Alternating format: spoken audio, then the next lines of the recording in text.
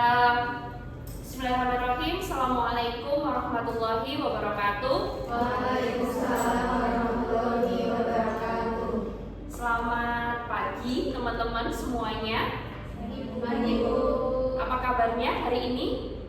Baik. Baik, alhamdulillah. Oke, baik teman-teman. Sebelum kita memulai kelas mata kuliah Psikologi Industri dan Organisasi pada pagi hari ini, marilah kita bersama-sama membuka kelas ini dan mengawali kelas ini dengan membaca Bismillah bersama-sama. Bismillahirrahmanirrahim. Baik teman-teman, ada yang masih ingat nggak? Minggu lalu kita belajar terkait apa dan hari ini kita mau belajar terkait dengan apa? Minggu kemarin kita belajar terkait dengan rekrutmen dan seleksi ya teman-teman ya. Kalau hari ini kita akan belajar terkait dengan salah satu metode untuk bisa menyeleksi karyawan di dalam perusahaan, yaitu dengan behavioral interview. Apa sih itu behavioral interview?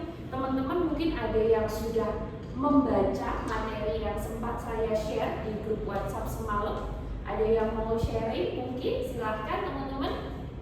Mbak Audrey, silahkan sekilas apa sih itu behavioral interview? Itu semalam baca sekilas ya Bu. Itu kayak step by step kita buat masuk ke setelah kemarin rekrutmen sama seleksi, habis itu setelah proses itu selesai kan kita masuk ke ranah interviewnya. Mungkin Oke, baik. Jadi tahapan dalam proses seleksi karyawan begitu ya. Oke, baik. Terima kasih Mbak Audrey, jawabannya saya simpan dulu ya. Baik. Nah, mungkin teman-teman yang lain ada yang punya pendapat lain. Silahkan teman-teman, apa sih itu BEI ya teman-teman ya istilahnya, atau behavioral event interview apa? Boleh Mbak Adriani sekilas mungkin? Ketika setelah lulus dari seleksi administrasi, yaitu seleksi interview, yaitu wawancara. Oke, jadi pelaksanaan wawancara ya. Oke, baik teman-teman, kita akan lanjut ya. Kita akan menggali apa sih itu sebenarnya behavioral event interview ya. Sebelum kita belajar lebih jauh nih terkait dengan proses interview, kita harus tahu dulu ya urgensi interview di dalam proses seleksi karyawan di sebuah industri atau di sebuah perusahaan itu apa. Jadi di sini interview adalah sebuah proses untuk kita bisa memilah atau menyeleksi kandidat ya. Tentu saja di sini di dalam proses interview ini kita nanti sudah akan menyediakan panduan pertanyaannya, panduan kompetensi dari karyawan itu seperti apa ya, sehingga ya di sini merupakan salah satu cara bagi organisasi atau bagi perusahaan untuk bisa meet itu apa sih, ketemu dengan kualifikasi karyawan yang dibutuhkan. Jadi perusahaan itu tidak menebak-nebak lagi, oh si A itu orangnya seperti apa, si B itu orangnya seperti apa, si C orangnya seperti apa. Tetapi dengan adanya behavioral event interview itu, perusahaan atau organisasi sudah bisa mengecek atau memeriksa ya terkait dengan kualifikasi dari para kandidatnya.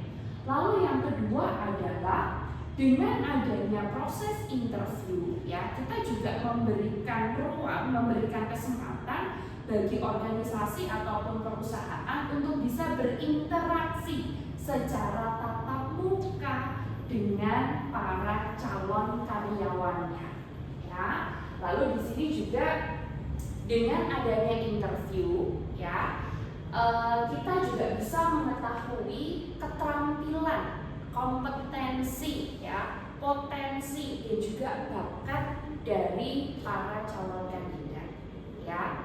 Nah, di dalam interview ini sebenarnya kita juga mengecek atau memeriksa atau mengkonfirmasi terkait dengan apa sih? Terkait dengan hasil psikotes ya, hasil tes kepribadian, hasil tes potensi akademik yang sudah didapat oleh para karyawan di sesi sebelumnya ya. Oke, baik. Nah, selain itu ya, dengan adanya pelaksanaan behavioral interview ya, dari organisasi itu bisa memeriksa terkait dengan keterampilan ya, terkait dengan pengalaman yang dimiliki, terkait dengan kompetensi, dan juga di dalam behavioral interview perusahaan itu bisa mengkonfirmasi terkait dengan hasil psikotes ataupun tes kepribadian yang sudah dilaksanakan sebelumnya.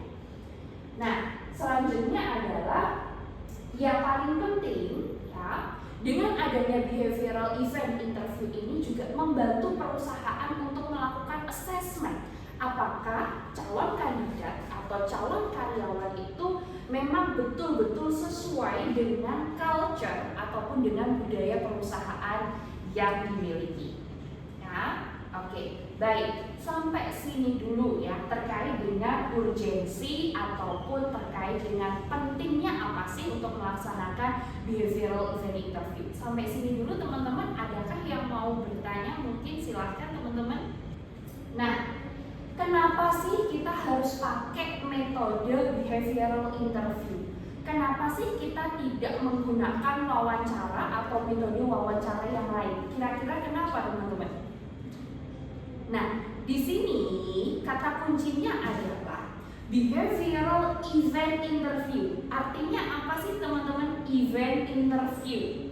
Kalau kita artikan dalam bahasa Indonesia, behavioral event interview itu apa? Event itu adalah terkait dengan peristiwa masa lampau ya, atau terkait dengan pengalaman teman-teman yang sudah pernah dilakukan. Sehingga di sini ya, keunggulan dari behavioral event interview yaitu dengan kita menggali ya, pengalaman kesuksesan calon kandidat di masa sebelumnya, itu bisa menjadi prediktor dia di perusahaan nanti ya. Jadi karena ini behavioral event interview, yang kita gali adalah terkait dengan pengalamannya dia ya. Kenapa sih Bu kok harus masa lalu gitu ya? Kenapa kok kita tidak bertanya terkait dengan rencana ke depan dia? Kira-kira kenapa teman-teman? Ada yang bisa menjawab kira-kira kenapa ya? Kok yang ditanya masa lalu Bu? Kira-kira kenapa? Oke, silahkan Mbak Rinjani ya, terkait dengan perbedaan yang kompetensi dan juga potensi. Apa sih menurut Mbak Rinjani? Potensi itu kemampuan yang masih terpendam dalam diri, jadi orang itu belum tahu kalau dia punya kemampuan itu. Terus kalau kompetensi itu kemampuan yang sudah dilatih atau udah ada dari dia karena latihan. Iya, betul sekali ya. Jadi di sini ya, potensi itu adalah sesuatu yang belum terlihat teman-teman. Jadi masih ada di dalam individu tersebut ya. Tapi kalau kompetensi itu memang sudah berhasil dia lakukan. Jadi sudah ada action nyatanya, sudah ada tindakan nyatanya. Nah, sehingga di sini ya, yang mau kita gali itu adalah kompetensi. Maka dari itu mengacu pada pengalaman konkret dari individu tersebut ya. Terus gimana Bu alat ukur yang sudah kita pelajari sebelumnya? Ada tes Papikosti, ada tes EPPS, ada tes kepribadian grafis dan lain sebagainya. Fungsinya untuk apa ya kira-kira ya? Jadi alat tes yang sudah teman-teman pelajari sebelumnya terkait dengan tes grafis, terkait dengan EPPS, terkait dengan Papikosti, terkait dengan IST dan lain sebagainya, itu mengukur potensi. Bisa dipahami ya. Jadi ya, potensi itu masih terpendam, masih belum tahu. Maka dari itu ya, hasil psikotes tersebut dikonfirmasi lagi melalui apa? Melalui proses proses interview dengan metode BEI. Yang digali adalah pengalaman di masa lampau. Berikutnya terkait dengan tahapan dalam melaksanakan behavioral event interview. Kira-kira langkah kerjanya bagaimana ya? Kira-kira tahapan kerjanya seperti apa ya? Baik teman-teman, nah metodenya seperti apa sih? Atau cara kerja teknisnya seperti apa? Jadi di sini kata kuncinya seperti yang teman-teman bisa di layar. Kata kuncinya adalah STAR. Ya, apa sih itu STAR? Ya, STAR itu apa? Bintang ya, tapi bukan bintang ya teman-teman ya. Jadi STAR di sini yang dimaksud adalah sebuah singkatan untuk memudahkan teman-teman belajar. Ya, S-nya adalah situation, T-nya adalah task, E-nya adalah action, ya. Terus R-nya adalah result. Maksudnya bagaimana sih teman-teman? Ya. Jadi metode STAR ini juga nanti akan membantu Anda sebagai seorang HRD untuk melakukan proses penilaian atau proses scoring dari hasil interview. Bagaimana Bu caranya? Jadi yang pertama adalah S dulu, situationnya. Teman-teman bisa menanyakan, ya. Misalkan contoh seperti ini, ya. Selamat pagi, Mbak Adriani. Ya. Mbak, Anda boleh ceritakan pengalaman magang Anda pada saat kuliah kemarin. Mbak Adriani akan cerita nih. Itu adalah situasinya. Tapi kita selaku HRD kita nggak boleh terkecoh dengan jawabannya Mbak Adriani. Kita harus tanya lagi. Setelah dia menceritakan pengalaman magangnya, kita harus tanya lagi. Pada saat itu tugasmu apa, Mbak? Pada saat itu pekerjaanmu apa di lokasi magang itu, di tempat kantor magang itu? Jadi pertanyaannya kita kejar terus, ya. Setelah itu, setelah dijawab, oh tugas saya pada saat itu melakukan input data karyawan, Bu. Nah, kita harus bertanya lagi, pada saat input data tersebut, ya, tantangannya apa sih? Kesulitannya di lapangan apa sih? Ya, Mbak Adriani akan menjawab, pada saat itu kesulitan di lapangan adalah saya sulit untuk terbiasa menggunakan Microsoft Excel. Misalkan seperti itu ya teman-teman ya. Nah, lalu kita akan bertanya lagi, kalau memang kamu kesulitan, ya, apa yang kamu lakukan? Langkahnya seperti apa untuk mengelola atau menghadapi kesulitan yang kamu temui tersebut? Mbak Adriani akan cerita. Oh, yang saya lakukan pada saat itu adalah saya menonton tutorial di YouTube, Bu, terkait dengan cara rumus-rumus menggunakan Excel. Ya, dari sini jawaban itu nanti ya akan kita klasifikasikan, akan kita kelompokkan dengan metode STAR. Ya, satu lagi ya contohnya ya. Misalkan apa situasinya? Oh, misalkan Mbak Winda, gitu kan. Mbak Winda, Anda boleh menceritakan terkait dengan pengalaman Anda pada saat mengikuti kepanitiaan, ya, kepanitiaan di kampus seperti apa? Mbak Winda cerita kepada saya, oh pada saat itu saya menjadi ketua panitia penerimaan mahasiswa baru, Bu, di kampus. Nah, itu kan keren banget ya teman-teman ya, jadi ketua yang kita nggak boleh terkecoh. Kita harus tanya lagi, situationnya adalah Mbak Winda jadi ketua di kepanitiaan penerimaan mahasiswa baru. T-nya apa? Taksnya apa? Tugasmu apa, Mbak, sebagai ketua pada saat itu? Oh, tugas saya adalah mengkoordinir, Bu, beberapa tugas-tugas yang ada untuk mahasiswa baru. Apakah memang sudah sesuai dengan kurikulum yang berlaku di universitas? Misalkan seperti itu, teman-teman. Nah, selanjutnya kita juga harus tanya lagi, misalkan pada saat itu kamu melakukan inovasi nggak, Mbak? Atau kamu pada saat itu melakukan langkah kerja yang lebih efektif nggak sih? Misalkan seperti itu, kita gali terus. Oh iya, Bu, pada saat itu saya menggunakan bantuan Google Form, Bu, untuk mendata mahasiswa supaya datanya lebih cepat terekam. Misalkan seperti itu. Wah, berarti pakai Google Form ya. Lalu hambatan di lapangan apa? Iya, Bu, pada saat itu hambatan di lapangan adalah banyak sekali mahasiswa yang ternyata ketinggalan informasi terkait dengan proses registrasi yang ada di kampus gitu misalkan. Teman-teman tanya lagi sebagai seorang HR, lalu apa yang kamu lakukan? Solusinya apa pada saat itu? Oh, pada saat itu yang saya lakukan adalah berkoordinasi dengan ketua panitia yang ada di masing-masing prodi. Jadi resultnya apa? Hasilnya seperti apa? Akhirnya seluruh mahasiswa mendapatkan informasi yang sama, mendapatkan informasi yang utuh. Nah, jadi seperti itu teman-teman ya, metode STAR.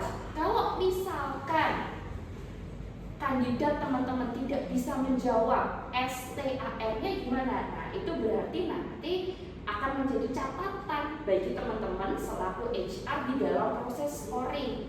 Nah, ada kemungkinan yang bersangkutan itu berbohong dalam menjawab. Ada kemungkinan yang bersangkutan itu sebenarnya tidak menceritakan hasil kinerjanya. Maksudnya gimana? Kalau di dalam kepanitiaan atau di organisasi gitu ya, biasanya kan kerjanya bareng ya teman-teman ya, bukan kerja individual ya. Nah, biasanya dia itu hanya terlibat di dalam kelompok kepanitiaan atau organisasi, tapi dia tidak ngapa-ngapain. Jadi kalau diminta untuk menceritakan itu dia tidak bisa. Oke, baik. Nah, itu materi kita ya hari ini ya. Sampai sini dulu teman-teman, ada yang mau bertanya nggak? Silakan. Jadi kan behavioral event interview ini adalah metode wawancara yang menggali informasi mengenai perilaku seseorang. Nah, pasti setiap proses itu kan ada kelemahannya kan, Bu.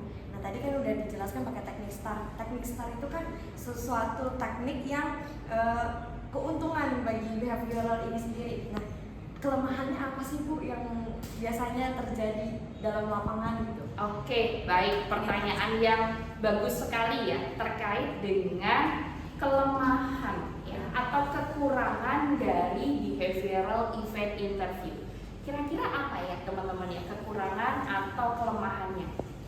Jadi, karena behavioral event interview ini menggali masa lalu individu atau menggali pengalaman individu, yang harus kita perhatikan adalah kita harus menanyakan pengalaman terbaru ya, maksimal 2 tahun ke belakang. Kalau misalkan kita bertanya ya, terus yang dia ceritakan adalah pengalaman dia 10 tahun yang lalu, kira-kira relevan nggak teman-teman? Nggak relevan ya. Maka dari itu kita juga harus menanyakan dan meminta bahwa mohon untuk bisa menceritakan pengalaman terbaru maksimal di 2 tahun terakhir ya. Nah, selain itu apa? Selain itu ada juga kelemahannya, yaitu dengan adanya metode behavioral event interview ini ada kemungkinan bahwa kandidat tersebut tidak match atau tidak sesuai nih dengan pekerjaannya yang ada di kantor tujuan ya, yang ada di kantor tujuan. Berarti apa Bu yang kita bisa lakukan atau apa yang kita bisa antisipasi? Metode interview dengan BEI itu tidak bisa berdiri sendiri ya, karena apa? Karena ada kelemahannya juga. Maka dari itu, selain metode BEI juga harus ada psikotes ya, juga harus ada tes kepribadian, harus ada tes terkait dengan pekerjaannya dia yang ada di kantor tujuan atau yang ada di perusahaan tujuan. Nah, sehingga apa? Sehingga kelemahan dari metode BEI ini bisa kita akomodir ya, jadi tidak boleh berdiri sendiri. Begitu ya Mbak Dian ya. Ada yang mau ditanyakan lagi? Cukup bisa. Jadi apa nih kesimpulannya teman-teman? Ayo, ada yang bisa mereview semuanya dari materi slide 1 sampai slide terakhir ya. Jadi hari ini kita telah mempelajari terkait dengan salah satu metode yang pasti digunakan dalam proses seleksi karyawan, yaitu metode interview keperilakuan atau dikenal dengan istilah BEI, Behavioral Event Interview. Nah, BEI ini menggali terkait dengan masa lalu kandidat atau masa lalu calon karyawan ya, untuk menjadi prediktor keberhasilan kandidat tersebut di masa yang akan datang. Nah, lalu yang perlu diperhatikan dalam pelaksanaan BEI adalah kita harus menerapkan prinsip STAR. Apa itu prinsip STAR? Situation, Task, Action, dan Result. Ya, dan yang paling penting apa? Dengan menggunakan metode BEI ini, kita bisa mengimplementasikan konsep moderasi beragama di lingkungan psikologi industri dan organisasi. Bagaimana cara implementasi moderasi beragama di ranah psikologi industri dan organisasi? Yaitu dengan cara kita menggunakan tools ataupun alat seleksi yang memang objektif, ya, menggunakan alat seleksi yang memang bebas bias ras, agama, budaya, dan juga suku tertentu. Salah satunya adalah penggunaan BEI. Ya, dengan BEI kita bisa menyusun pertanyaan-pertanyaan yang memang bertujuan khusus untuk menggali kompetensi, ya, tanpa kita harus melihat ya latar belakang ataupun pengalaman-pengalaman yang bersifat pribadi dan merugikan, sehingga dalam proses seleksi ini tidak ada diskriminasi, tidak ada juga orang-orang yang merasa termarginalkan ataupun ada yang merasa disingkirkan. Ya, jadi di dalam industri dan perusahaan kita tetap bisa mengelola, mengayomi dan menerima adanya diversity, adanya keberagaman yang beraneka macam di ranah industri. Begitu ya teman-teman ya, kita insya Allah bertemu lagi di minggu depan ya. Untuk penugasan di minggu depan silahkan teman-teman nanti bisa mencari satu jurnal ya terkait dengan keberagaman ya, terkait dengan diversity yang ada di ranah psikologi industri dan organisasi, di mana nanti penugasan itu akan menjadi pengantar kita masuk ke materi selanjutnya, yaitu terkait dengan cara mengelola konflik di ranah organisasi. Begitu ya teman-teman ya, terima kasih banyak atas partisipasi dan juga kehadirannya di pagi hari ini. Marilah kelas di pagi hari ini kita tutup dengan membaca hamdalah bersama-sama. Alhamdulillahirobbilalamin. Terima kasih banyak teman-teman, kurang lebihnya saya mohon maaf ya. Apabila setelah sesi ini nanti teman-teman mau berdiskusi atau bertanya lebih lanjut, silakan, saya sangat terbuka ya teman-teman ya. Selamat melanjutkan aktivitas. Wassalamualaikum warahmatullahi wabarakatuh.